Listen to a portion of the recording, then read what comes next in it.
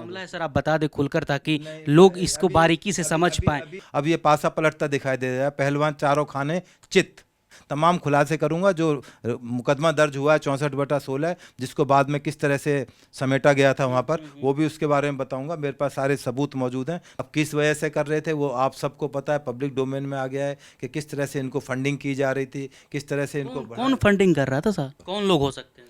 है। अभी बहुत सारे लोग आपको बताएंगे, मैं ही बताऊंगा आपको। मेरे पास है, उन तमाम की लिस्ट है और बैंक डिटेल्स भी हैं, जो जो इनके खाते में पैसे गए। वो आप थोड़ा इंतजार करें। उल्टा इन पहलवानों के खिलाफ बहुत सारे सबूत निकल कर धीरे धीरे आ रहे हैं, क्योंकि क्योंकि जो सरकारी जो नौकरी है उसमें ये लोग इस तरह का कंडक्ट नहीं कर सकते। नौकरी में रहते हुए अलाउड ही नहीं है। जिस तरह से जंतर मंतर पर प्रदर्शन किया, इन्होंने अपने ये कानून इसलिए बनाया गया था, पॉक्सो एक्ट 354 में इसलिए बदलाव किया गया था जस्टिस वर्मा की कमीशन के बाद, निर्भया केस के बाद, जिससे कि हमारे देश की बच्चियों की सुरक्षा की जा सके, हमारी लड़कियों का मोलेस्टेशन ना हो, हमारी लड़कियों का मिसयूज़ नहीं किया जाए। परंतु अब वो टाइम आ गया है, इनका मिसयूज़ रैम्पेंट हो रहा है पूरे इंडिया में, बहुत खतरनाक तरीके से हो रहा है। आप देखिए SC/ST एक्ट का किस तरह से मिसयूज़ किया गया, कि जो वेरिफिकेशन है कि वो लोकल पुलिस जाए थाने में, कि वो लोकल पूछे कि भाई वहाँ पर क्या हुआ था, इनके घर में कितने बच्चे पैदा हुए थे। पता लगा एक लड़की, तो वो लड़की लड़की अपने बयान से पलट गई। उसको लगा कि मैं फंस जाऊंगी, मेरे पिता इसमें फंस जाएंगे, क्योंकि ये बहुत संगीन जुर्म है झूठ बोलना अदालत के सामने। उसमें बहुत सारे पहलवान भी लपेटे में आएंगे। परंतु जो पॉक्सो एक्ट था वो लग रहा है कि वो धराशायी हो गया है, क्योंकि वो सबसे सेंसिटिव मुकदमा वही था। कैसे धराशायी हो गया सर? क्योंकि पॉक्सो में तो गिरफ्तारी होती है ना। गिरफ्तारी नहीं, परंतु लोगों को इतनी जल्दबाजी है कि उसको भूषण को तुरंत अरेस्ट करके जेल में डाल दें, चाहे वो झूठी हो सच्ची हो। देखिए, खाप के जो मुखिया हैं वो दिल्ली पुलिस के डिसमिस कांस्टेबल हैं। ना उनको कानून की पता, ना उनको भाषा का कोई संयम है। कुछ भी मुंह में आया बकवास कर दिया। जिस तरह से एक अनपढ़ आदमी बात करता है, उससे भी जाहिल तरह से बात करते हैं। कोई इन पर विश्वास नहीं करेगा। उनकी बिरादरी के लोग खुद उनको जूता मारने के लिए तैयार बैठे हुए हैं। तो ये कानून है, कानून से खेलना अपने आप में बहुत खतरनाक साबित हो सकता है, और हो सकता है कि अपना हाथ ही जल जाए उस मोमबत्ती से खेलते खेलते। आंसुओं से देश नहीं चलते, देश कानून से और सड़कों से नहीं चलते, कानून के हिसाब से चलता है। यदि ये सही ढंग से यदि अपने केस को रिप्रेजेंट करती तो मेरे और आप जैसे लाखों करोड़ों लोग इनके साथ थे। भविष्य इनका अंधकार में है, मान के चलें। पहलवान लोगों को मेरा यही है कि आपका भविष्य अब खत्म हो गया। अब केवल आंदोलन जीवी आप रह चुके हैं। आप प्लेयर विलेयर तो कोई ऐसी भावना आपके अंदर, स्पोर्ट्समैन स्पिरिट एटलीस्ट आपके अंदर जीरो है। नमस्कार दोस्तों, बहुत स्वागत है आपका HCN न्यूज में। मैं हूं आपके साथ नीतीश पाठक। पहलवान और बृजभूषण मामले में रोज नए नए खुलासे हो रहे हैं। आपको बता दें कि जो पहलवान जंतर मंतर पर धरना दे रहे थे, फिलहाल नौकरी पर लौट चुके हैं। लेकिन एक मामला आज आया कि खेल मंत्री अनुराग ठाकुर ने जो पहलवान धरना दे रहे थे, विनेश, साक्षी और बजरंग, उनको अपने आवास पर बुलाया है बातचीत करने के लिए, और आवास पर बैठक हो रहा है। और पहलवानों का मांग है कि बृजभूषण की गिरफ्तारी हो, और साथ ही साथ उन्होंने कहा है कि WFI का फेयर इलेक्शन किया जाए। और 28 मई के दिन, जिस दिन वहाँ पर धरना प्रदर्शन हुआ, पूर्व संसद भवन के बाहर को लेकर जो झड़प हुई, उसमें जो मुकदमे दर्ज है पहलवानों पर, वो मुकदमे वापस लिए जाए। पूरे मामले को समझेंगे। आज मेरे साथ बात करने के लिए पूर्व ACP दिल्ली पुलिस वेद भूषण शर्मा सर जुड़े हैं। सर, सबसे पहले आपको जय हिंद, स्वागत है आपका HCN न्यूज में। जी नमस्कार। देखिए, इस देश का जन्म आंदोलन से हुआ है। आंदोलन से किसी को ऐतराज नहीं होगा। जो भी मेरे देश के नागरिक हैं उनको किसी बात से ऐतराज नहीं कि आंदोलन ना हो। हम आंदोलन से ही तो पैदा हुए हैं। पाकिस्तान हिंदुस्तान का बंटवारा आंदोलन से हुआ। उसके बाद एक इतिहास है, बहुत लंबा इतिहास है, जिसमें आंदोलन हुए, बड़े बड़े आंदोलन हुए, छोटे छोटे आंदोलन नहीं। आपको याद होगा किसान आंदोलन हुआ, उससे पहले सैकड़ों आंदोलन हुए हैं। मैं ACP पार्लियामेंट 3 साल के रहा हूँ, और मैंने सैकड़ों ने हजारों की तादाद में आंदोलन देखे हैं। आंदोलन कोई बुरी चीज नहीं है, अच्छी चीजें निकलते आती हैं। उद्देश्य ये है कि उसका कारण क्या है, किस वजह से ये आंदोलन किया जा रहा है। क्या ये जेन्युइन कारण से आंदोलन है या इसके पीछे कुछ और सत्यता है, यही जानना पुलिस की जिम्मेदारी है। यही अदालत जानना चाहती है, यही देश जानना चाहता है कि आंदोलन के पीछे है क्या, असलियत क्या है। इसीलिए जो आज आपने बताया कि अनुराग ठाकुर जी से जो मीटिंग हो रही है, राजनेताओं का, सरकारों का यही काम है कि जो खिलाड़ियों की समस्याएं हैं, किसी भी वर्ग की समस्याएं हैं, उनको सुनें, समझें और उनका कोई सुलझान और निदान करें। इसी क्रम के अंदर आपने देखा अमित शाह जी से भी मुलाकात हुई। तो ये तमाम एक प्रक्रियाएं हैं जिस प्रक्रियाओं से इन आंदोलनकारियों को गुजरना पड़ता है। मैंने सैकड़ों बार बड़े बड़े मंत्रियों, कैबिनेट मिनिस्टर तक से, पीएम हाउस तक से आंदोलनकारियों को मिलवाया कि सर इनकी ये परेशानी है, कृपया इसको सुने। तो सरकारों का काम है उसका निदान ढूंढना, और उसी क्रम में आज इसको देखा जाना चाहिए कि शायद कोई समस्या का समाधान निकले और जो हमारा सम्मान है, ये खिलाड़ी हैं, इनको सड़कों पर ना दर दर भटकना पड़े। और कई तरह के एलिगेशन इनके ऊपर लगाए जा रहे हैं, पहलवानों के ऊपर, वो भी हमें दर्द देते हैं क्योंकि हमारा इन्होंने सम्मान बढ़ाया है। परंतु जो लोग इनके पीछे, पर्दे के पीछे इनको कठपुतली की तरह इस्तेमाल कर रहे हैं, सवाल उन लोगों पर है, सवाल पहलवानों के ऊपर नहीं है, उनके सम्मान पर नहीं है, उनके खिलाड़ीपन के जो अनुभव है उस पर नहीं है। सवाल ये है जो पीछे रिमोट कंट्रोल से इस सारे आंदोलन को चलाया जा रहा है, वो अपने आप में एक सवाल पैदा करता है। परंतु धीरे धीरे वक्त के हिसाब से परतें खुलने लगी हैं और बहुत सारी चीज अब ओपन होती जा रही हैं। आप नग्न आई से देख सकते हैं, मैं तो चश्मा लगा हुआ है, ऑपरेशन हुआ है, परंतु आप देख सकते हैं कि तमाम चीजें धीरे धीरे पब्लिक डोमेन में आ रही हैं। व्हाट वेंट रॉन्ग आंदोलन कैसे शुरू हुआ, क्यों शुरू हुआ, कौन कौन लोग उसके पीछे थे, कौन कौन पार्टीज ने उसका साथ दिया, किस तरह से उनको पीछे से फैसिलिटेट किया गया, उनको भटकाया गया, बढ़ाया गया, परेशान किया गया और ऐसा दिखाया गया कि अदालतें और पुलिस और खिलाड़ी जो है आमने सामने की टकराट में है। ऐसा नहीं है। दिल्ली पुलिस का व्यक्तिगत रूप से पहलवानों से कोई मतभेद नहीं है। सर, मेरा सवाल है कि आपको क्या लग रहा है, ये मामला जनवरी में शुरू हुआ, उसके बाद अप्रैल में पहलवान बैठे, 1 महीने तक धरना प्रदर्शन जंतर मंतर पर चला, पहलवान वर्सेस बृजभूषण सिंह का मामला है, आपको क्या लग रहा है, इसमें आपका अनुभव क्या कह रहा है, इस मामले पर आपकी क्या राय रहेगी?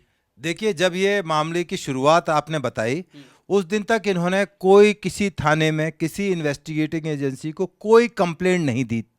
यदि आपका कोई ग्रीवेंसेस है, कानून में एक सिस्टम है कि आप कंसर्न थाने के अंदर आप कंप्लेंट देंगे।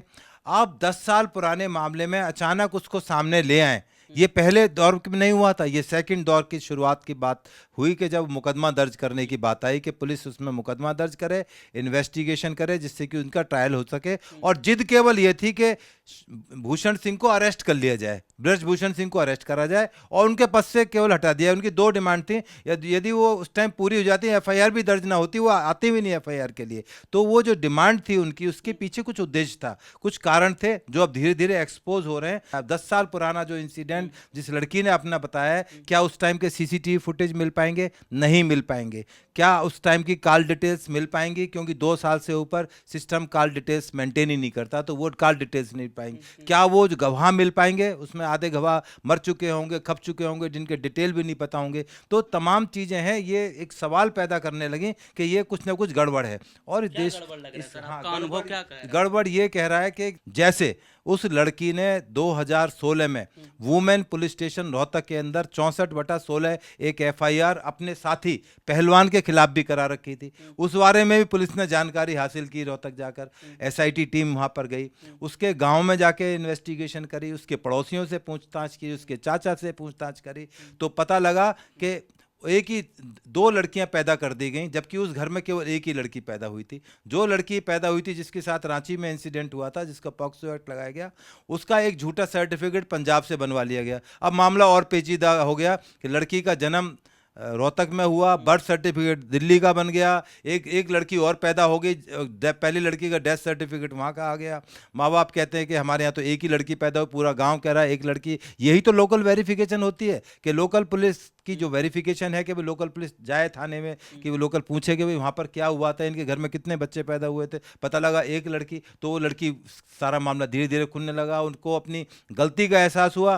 तो जब अदालत में कलमबंद बयान, जिसको 164 के स्टेटमेंट आम भाषा में बोल देते हैं, उस लड़की अपने बयान से पलट गई। उसको लगा कि मैं फंस जाऊंगी, मेरे पिता इसमें फंस जाएंगे, क्योंकि ये बहुत संगीन जुर्म है झूठ बोलना अदालत के सामने। उसमें 420, 468, 471, 120B, उसमें बहुत सारे पहलवान भी लपेटे में आएंगे, जो इन्होंने ये बार बार कहा कि लड़की माइनर है, माइनर है, माइनर है, क्योंकि वो उसमें अपराधी बनते हैं और जिसमें 10 साल तक की सजा है। परंतु लोगों को इतनी जल्दबाजी है कि उसको भूषण को तुरंत अरेस्ट करके जेल में डाल दें, चाहे वो झूठी हो सच्ची हो। तो इसलिए इसलिए थोड़ा धैर्य रखने की ज़रूरत है। अदालतें भी थोड़ा धैर्य से काम ले रही हैं। अदालतें भी आदेश दे सकती थी कि इसको अरेस्ट करके जेल भेजो, बाद में आपकी बात सुनेंगे। अदालत ने तो कहीं आदेश नहीं दिया कि आप भूषण को अरेस्ट करके तुरंत जेल में डालकर उसको हमारे पास लेके आओ, हम उसका हिसाब किताब करेंगे। लेकिन कहा जा रहा है सर, पहलवान बार बार यही कह रहे हैं कि हमको गिरफ्तारी से कमतर मंजूर कुछ भी नहीं है, बृजभूषण शरण सिंह की गिरफ्तारी जल्द से जल्द हो, यही मांग पर अड़े हुए हैं।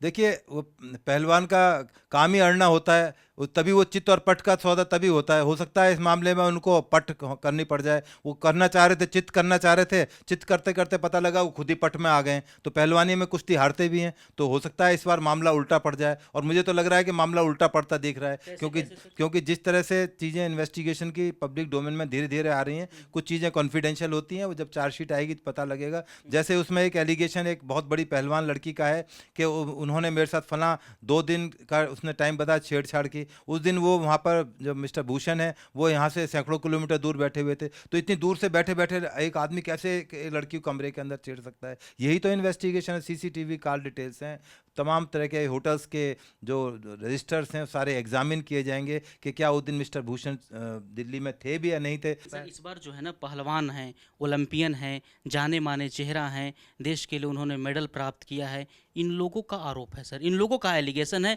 और गंभीर एलिगेशन है। बिल्कुल, बहुत सीरियस एलिगेशन लगा। ये सबसे बड़ी दुख की बात है कि जो चीज़ नहीं लगानी चाहिए थी या झूठी साबित हो रही, नहीं लगानी चाहिए थी। हम लोग भी इनको बहुत सम्मान करते हैं कि हमारे देश का इन्होंने नाम रोशन किया, परंतु देश ने भी इनके लिए बहुत कुछ किया, ये भूलनी नहीं चाहिए। देश ने आपके ऊपर करोड़ों रुपए खर्च किए हैं, आपको सरकारी नौकरियां दी हैं, बड़े बड़े पदों पर रखा है। आपसे कोई काम नहीं लिया जाता। स्पोर्ट्समैन से नॉर्मली कोई काम नहीं लिया जाता, उनको केवल स्पोर्ट्स के लिए छोड़ा जाता। फ्री में उनको एक तरह से तनख्वाह दी जाती है, क्योंकि उन्होंने देश का नाम रोशन किया है। उनको सरकारी आवास दिए गए हैं। और आप क्या कर रहे हैं कि जिस दिन हमारे देश का सम्मान, नया पार्लियामेंट का उद्घाटन होने जा रहा है, पूजा हो रही है, उस दिन आप खलल पैदा करने के लिए, डेस्पाइट के 144 धारा वहाँ लगी हुई, आप नहीं जा सकते, आप पुलिस के साथ रस्साकसी कर रहे हैं। आप क्या मैसेज देना चाहते हैं दुनिया को कि हम इस देश का पार्लियामेंट नहीं चलने देंगे? कल को आप कहेंगे हम राष्ट्रपति भवन में बैठकर धरना प्रदर्शन करेंगे। इनको तो जंतर मंतर में बैठने की परमिशन नहीं है। यदि किसी पहलवान से आप दिखा दो तो मैं भी आपको मानूंगा, आप बहुत बड़े पत्रकार हो। आप मुझे बताना कि क्या आपको जंतर मंतर पर आपको परमिशन ली गई थी? मिल नहीं सकती। सुप्रीम कोर्ट की अदालत जजमेंट दे रखा है कि जो मुकदमा 28 को लगा था वो वापस लिया जाए। देखिए, वापस लेना ना लेना एक इन्वेस्टिगेशन की चीज़ है, परंतु उस जो तमाम वीडियो सोशल मीडिया पर आपके पास मौजूद हैं, जिस तरह से वो वहाँ पर हाथापाई कर रहे हैं, क्या वो उस मुकदमे से बच पाएंगे? नहीं बच पाएंगे, क्योंकि अदालतें हैं। अदालत पूछेंगी इस मुकदमे में आप लोगों ने इनको पेश क्यों नहीं किया, हम इस केस का ट्रायल करना चाहते हैं। तो पुलिस अपने ऊपर नहीं ले सकती, क्योंकि तमाम मुकदमे, कोई भी FIR इस हिंदुस्तान के अंदर दर्ज होगी, उसका निस्तारण केवल कोर्ट और कोर्ट के अंदर हो सकता है। पुलिस अपने केस का निस्तारण कर ही नहीं सकती है, पावर पुलिस को है ही नहीं। पुलिस को उन मुकदमों का हिसाब किताब अदालत को देना होगा, और अदालत यदि इंडिपेंडेंट रूप से काम करती है, और मेरा मानना है कि 100% हमारी अदालतें बिल्कुल स्वच्छंद हैं और उनको पूरी पावर है, वो ज़रूर, यदि पुलिस उसमें आनाकानी करेगी तो ज़रूर पुलिस जो अधिकार पुलिस को हैं वही अधिकार अदालत को भी हैं। अदालत भी कॉग्निजेंस करके उनके वारंट निकाल के उनको अरेस्ट करके जेल भेज सकती है। और एक बार नहीं, सैकड़ों हजारों बार ऐसा हुआ है कि पुलिस ने विदाउट अरेस्ट कोर्ट ने पेश कर दिया, कोर्ट ने बुलाकर उनको कस्टडी में लेकर जेल की हवा खिला दी है। तो थोड़ा इंतजार करें, दूध का दूध होगा, पानी का पानी होगा, सारी सच्चाई पब्लिक डोमेन में आएगी, लोगों को पता लगेगा। खाप पंचायत, पाप पंचायत, फला नेता, सबका हिसाब किताब ये देश करेगा। आने वाले टाइम में सारी चीज़ों का खुलासा होगा। आप तो कह रहे हैं कि हम पहलवानों के साथ हैं, पहलवान बेटियां जो रो रही हैं उनके साथ हैं, हम उनको ये न्याय दिलाएंगे। देखिए, खाप के जो मुखिया हैं वो दिल्ली पुलिस के डिसमिस कांस्टेबल हैं, ना उनको कानून की पता, ना उनको भाषा का कोई संयम है। कुछ भी मुंह में आया बकवास कर दिया। जिस तरह से एक अनपढ़ आदमी बात करता है, उससे भी जाहिल तरह से बात करते हैं। इवन ये लड़कियां बेचारी हमारी हरियाणी की लैंग्वेज में बोलती हैं, अरे खाना खा रही थी, पुलिस वाले ने उठा लिया, मेरे तो बैग छूट गया से, मैं क्या करूँगी? आप दिल्ली में आ गई हो, आप इतने बड़े कंट्री को रिप्रेजेंट करती हो, अपनी भाषा, अपनी संयम, अपने एक्ट आपको कंट्रोल में रखने चाहिए, तभी आप लोग इज्जत करेंगे। यदि मामला दाब पट पड़ गया तो आप कहाँ खड़ी पाओगी? कैसे आपको इज्जत से लोग देखेंगे? सुशील पहलवान इस देश के बहुत बड़े ओलंपियन हैं, आज वो तिहाड़ जेल के अंदर पड़े हुए हैं। मैं आपको वर्ल्ड के बहुत बड़े बड़े प्लेयर्स बताऊंगा जिन्होंने सैकड़ों पदक जीते हैं। पूरे इंडिया में जितने पदक नहीं है, माइक टाइसन का नाम याद कर लीजिए, उनको बहुत सारे पदक जितने पूरे इंडिया को नहीं मिले हुए, अकेले आदमी को मिले हुए हैं। उनके ऊपर रेप रेप का एलिगेशन लगा, सजा हो गई। अमेरिका के प्रेसिडेंट के ऊपर 2015 का एलिगेशन लगा, अब उनके ऊपर फेलोनी जैसा चार्ज लग रहा है। तो ये कानून है, कानून से खेलना अपने आप में बहुत खतरनाक साबित हो सकता है, और हो सकता है कि अपना हाथ ही जल जाए उस मोमबत्ती से खेलते खेलते। देखिए, अभी तो मामला सर जांच प्रक्रिया में चल रहा है, तो क्या जांच के दौरान बृजभूषण की गिरफ्तारी हो सकती है? जो गिरफ्तारी की मांग हो रही है, कितना जायज़ है? देखिए, बृजभूषण सिंह के खिलाफ जिस दिन कोई सबूत पुलिस के पास आ जाएगा, पुख्ता सबूत, अकाट्य सबूत बोलते हैं जिसको, उस दिन वो पक्का जेल में जाएंगे। परंतु नहीं आएगा तो कोई ताकत पुलिस से उनको ज़बरदस्ती अरेस्ट नहीं करा सकती, क्योंकि वो एक मेंबर ऑफ पार्लियामेंट हैं, 6 बार एमपी रहे हैं, लाखों आदमियों ने चुन के भेजा है। मेरे जैसे, आप जैसे आदमी तो नौकरी करके, पढ़ लिख के नौकरी कर ली और रिटायर होके आ गए, पर उनको पूरी लाखों लोग चुनते हैं। कुछ ना कुछ तो खूबी होगी जिस वजह से उनको चुना गया है। मामले में क्या बृजभूषण के खिलाफ कोई सबूत मिल पाया है अभी तक? अभी जो पब्लिक डोमेन में कोई इस तरह का सबूत नहीं मिला, बल्कि उल्टा इन पहलवानों के खिलाफ बहुत सारे सबूत निकल कर धीरे धीरे आ रहे हैं, क्योंकि जो सरकारी जो नौकरी है उसमें ये लोग इस तरह का कंडक्ट नहीं कर सकते, नौकरी में रहते हुए अलाउड ही नहीं है। जिस तरह से जंतर मंतर पर प्रदर्शन किया, इन्होंने अपने जो रेलवे विभाग है या हरियाणा सरकार है उनसे कोई परमिशन ली थी कि हम धरने पर बैठेंगे, हम छुट्टी दे दो धरना देने के लिए? क्योंकि ये इलीगल एक्ट है, इनका तो बेस ही गलत है। ये अपना रिप्रेजेंटेशन कर सकते हैं, अदालत में जा सकते हैं, दूसरे तरीके हैं उसके। नौकरी पर चले गए हैं, अब तो कह रहे हैं कि नौकरी भी करेंगे और सत्याग्रह भी जारी रहेगा। भाई, नौकरी तो मजबूरी का नाम महात्मा गांधी, नौकरी तो क्यों करी, गर्ज पड़ी तो त्यों करी। अब इतने सारे ट्वीट हम लोगों ने किए हैं, मेरे जैसे लोगों ने किए हैं, रेलवे मिनिस्टर को कहा है, प्राइम मिनिस्टर ऑफिस में पूछा है, होम मिनिस्टर को ट्वीट किए हैं कि आप बताइए कि आपने इनको क्या छूट दे रखी है इस तरह के धरने प्रदर्शन। तो रेलवे मिनिस्टर ने जरूर उनको, जो उनके DRM है, उनको नोटिस इशू किया कि आप नौकरी ज्वाइन करेंगे या नहीं करेंगे। तब जाके मजबूरी में उनको क्योंकि उनके खिलाफ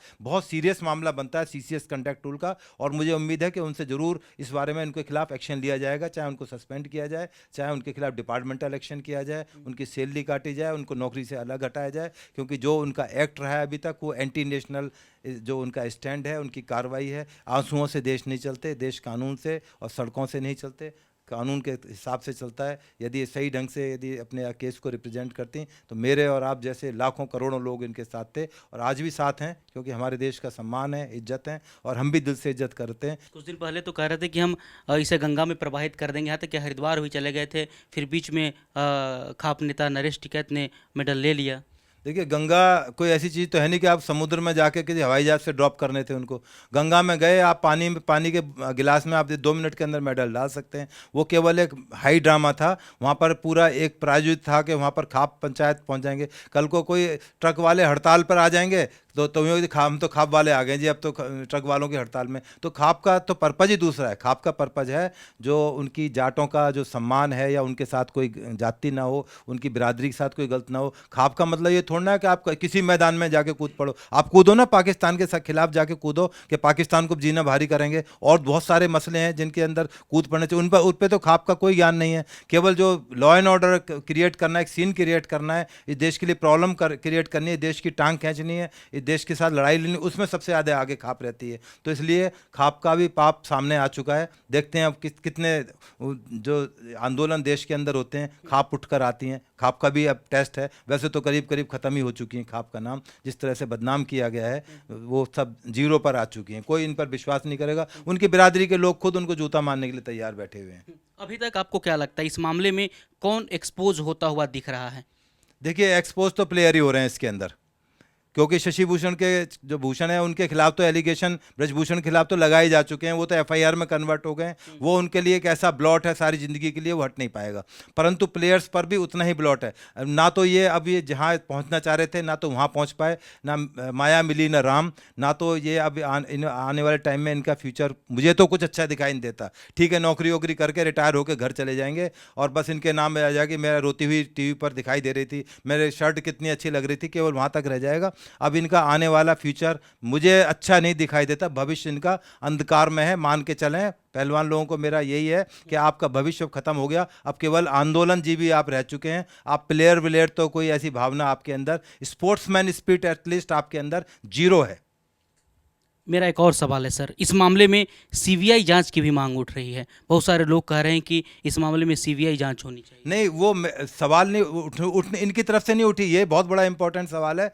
मैंने पहले भी कहा था कि अभी तक ना तो किसी पहलवान ने, ना खाप पंचायत ने, किसी ने नहीं कहा कि सीबीआई की जांच की। यही तो मैं चाहता हूं, सीबीआई की मांग की जांच करें। इनको पता लगे कि सीबीआई कैसे इन्वेस्टिगेट करती, कितनी बारीकी तक पहुंची। दिल्ली पुलिस तो शायद फिर भी इनको दिल्ली का मानकर, हरियाणा का मानकर, प्लेयर मानकर थोड़ा, पर वो तो ऐसा इन्वेस्टिगेशन करके रख देंगे कि इनको जीना भारी हो जाएगा। मैं तो चाहता हूं कि सीबीआई इन्वेस्टिगेशन करे, कि ये प्लेयर्स डिमांड करें सर हम इस मामले को सेटल करने के लिए तैयार हैं। सीबीआई सबसे बड़ी इन्वेस्टिगेटिंग एजेंसी है देश की, ये सारे केस उसको दे दो। मैं तो चाहता हूं ये केस सारे सीबीआई के पास चले जाएं, जिससे दूध का दूध पानी का पानी हो सके। पर ये मांग ही नहीं कर रहे हैं, ना खाप मांग कर रही है। मुझे तो ताज्जुब है इस बात का कि अब तक इस मामले में बहुत बड़ी बड़ी संस्थाओं, जो बड़े बड़े ह्यूमन राइट वाले हैं, अब तक सीबीआई की मांग जांच क्यों नहीं कर रहे हैं। इसके पीछे भी कोई लॉजिक है। मैं आने वाले टाइम में तमाम खुलासे करूंगा। जो मुकदमा दर्ज हुआ है 64/16, जिसको बाद में किस तरह से समेटा गया था वहाँ पर, वो भी उसके बारे में बताऊंगा। मेरे पास सारे सबूत मौजूद हैं, पर मजबूरी यहाँ पर यहीं पर है जहाँ बैठे हैं, पर मैं दे नहीं पाऊंगा। मेरी मजबूरी है,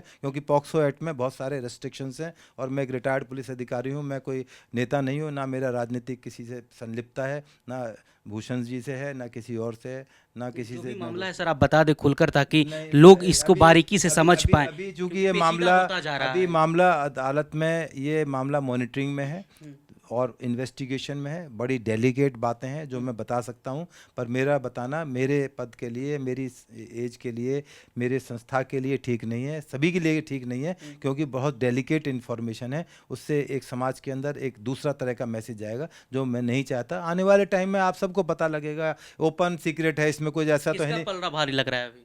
अभी पलड़ा तो इन्वेस्टिगेशन के बाद ही तय होगा, परंतु अब ये पासा पलटता दिखाई दे रहा है। पहलवान चारों खाने चित। तो पासा मतलब ब्रिजभूषण शरण सिंह के पक्ष में है। अपेरेंटली लग रहा है कि शायद कुछ ना कुछ गड़बड़ है, नहीं तो अब तक पुलिस उनको अरेस्ट कर लेती। इस देश ने, अभी आप दिल्ली के दो मनीष सिसोदिया और सत्येंद्र जैन जेल के अंदर हैं। इस देश के लालू यादव इतने मजबूत सीएम रहे, जेल में रहे।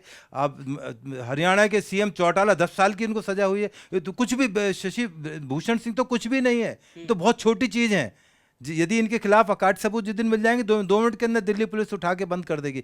अगर इस मामले में सर पहलवान दोषी पाए जाते हैं या फिर ब्रिजभूषण शरण सिंह दोषी पाए जाते हैं, तो कितना सजा होगा, क्या सजा होगा?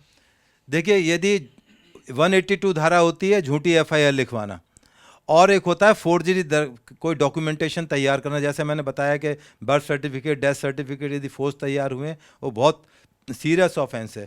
क्रॉस केस दर्ज हो गया है, तो क्रॉस केस का अंत तो अदालत में ही होगा। अदालत तय करेंगी कौन सच था, कौन गलत था। परंतु आप दिल्ली पुलिस का जहाँ तक स्टैंड है, अब ये भी एक अपराधी की कैटेगरी में आ चुके हैं। भूषण सिंह तो है ही हैं, ये भी खुद अपराध की कैटेगरी में अपने आप को ले आए हैं। अब जानबूझकर लाए हैं या गलती हो गई है, ये तो इन्वेस्टिगेशन का सब्जेक्ट पता लगेगी। पर इन्होंने पब्लिक व्यू के अंदर काम किया। तमाम मीडिया के कैमरे उस दिन वहाँ मौजूद थे। जो इनका जो एक्ट था बहुत ही अशोभनीय, बहुत गैर जिम्मेदाराना था। अब किस वजह से कर रहे थे वो आप सबको पता है, पब्लिक डोमेन में आ गया है कि किस तरह से इनको फंडिंग की जा रही थी, किस तरह से इनको कौन फंडिंग कर रहा था साहब? भाई, आप जंतर मंतर बैठे हो, आप डेली खाना खा रहे हो, टेंट लगे हुए हैं, तो कोई संस्था है, कोई ना कोई तो। ये तो बेचारे स्पोर्ट्समैन है, ये तो अपना महीने की तनख्वाह लेते हैं, रेलवे से लेता है, कोई हरियाणा सरकार से, कोई ना कोई तो फंड कर रहा था ना। उसी का तो राज खुलेगा अब कि कौन इन लोगों को भड़का रहा था, कौन इनको आगे बढ़ावा दे रहा था। क्योंकि ये पहलवान इतने नहीं है, इसके अंदर अपना वो नहीं है कि खुद ही इतना जजमेंट पे पहुंच सके कि हम अपने आंदोलन को किस दिशा में ले जाए। इनके पीछे जो रिमोट कंट्रोल में जो डुगडुगी बजा रहे थे या जो कठपुतली खिला रहे थे, उन कठपुतलियों का भी एक्सपोज होगा। कौन लोग हो सकते हैं? हैं अभी बहुत सारे लोग आपको बताएंगे, मैं ही बताऊंगा आपको। मेरे पास है, उन तमाम की लिस्ट है, और बैंक डिटेल्स भी हैं जो जो इनके खाते में पैसे गए। वो आप थोड़ा इंतजार करें, पता लगे। इन्वेस्टिगेशन बहुत डीप चीज़ होती है। इन तमाम प्लेयर्स के खाते भी आएंगे सामने अभी, और बहुत सारी चीज़ें आनी बकाया है। ये कानून इसलिए बनाया गया था, पॉक्सो एक्ट 354 में इसलिए बदलाव किया गया था जस्टिस वर्मा की कमीशन के बाद, निर्भया केस के बाद, जिससे कि हमारे देश की बच्चियों की सुरक्षा की जा सके, हमारी लड़कियों का मोलेस्टेशन ना हो, हमारी लड़कियों का मिसयूज़ नहीं किया जाए। परंतु अब वो टाइम टाइम आ गया है, इनका मिसयूज रैम्पेंट हो रहा है पूरे इंडिया में, बहुत खतरनाक तरीके से हो रहा है। आप देखिए SC/ST एक्ट का किस तरह से मिसयूज किया गया। मैं यूपी का रहने वाला हूँ, मायावती CM थी, जिसको कुछ नहीं मिला तो उस पर SC/ST एक्ट लगा लो, उसको उठा के जेल भेज दो। परंतु अब क्या हशर हुआ, सुप्रीम कोर्ट को इंटरवीन करना पड़ा कि नहीं, आप इस तरह से रैम्पेंट अरेस्ट नहीं करेंगे। अयोध्या के संत कह रहे हैं कि पॉक्सो में संशोधन का वक्त आ गया है, आपको क्या लग रहा है सर? संशोधन नहीं, मैं तो कह रहा हूं कि इसमें दोबारा से पार्लियामेंट में कोई अमेंडमेंट लाया जाए जिससे कि इसका मिसयूज रोका जा सके, इसकी कैपिंग की जाए। जिस तरह मैंने आपको बदरपुर का मैं एग्जांपल मैंने आपको दिया है, आप ढूंढिए जाके उस थाने में FIR कि किस तरह से पॉक्सो का मिसयूज होता है। मैंने आपको एक एग्जांपल अभी लेटेस्ट दिया है, जो अभी लेटेस्ट हुआ है। बहुत सारे आपको ऐसे एग्जांपल मिलेंगे जहाँ पॉक्सो का इस्तेमाल गलत तरीके से हो रहा है, कारण कुछ और है। गाँव देहात में तो पूछने वाला ही कोई नहीं है, वहाँ जाके एक अपनी लड़की खड़ी कर दी, जवान लड़की, छोटी बच्ची खड़ी कर दी, एलिगेशन लगवा दिया, फेक एलिगेशन। कितने हनी ट्रैप के मामले दिल्ली में आए। अब आप देखा किस तरह से सेक्सटॉर्शन चल रहा है, आपको वीडियो कॉल आती है, अनजाने में उठा लेते हो, आपके दो साइड में कैमरे लगे हुए हैं, सामने कुछ और सीन चल रहा है, पीछे कुछ और सीन चल रहा है, दोनों को क्लब करके लाइए पैसा, नहीं तो बदनाम कर दूंगी अभी आपको। तो आम बात हो चुकी है। तो ये धीरे धीरे से पब्लिक डोमेन में आ रही है, लोगों को पता लग रहा है। आप जैसे मीडिया हैं उनको बताएंगे लोगों को कि हाँ, ये गलत इस्तेमाल हो रहा है, गलत इस्तेमाल का रोका जाना जरूरी है।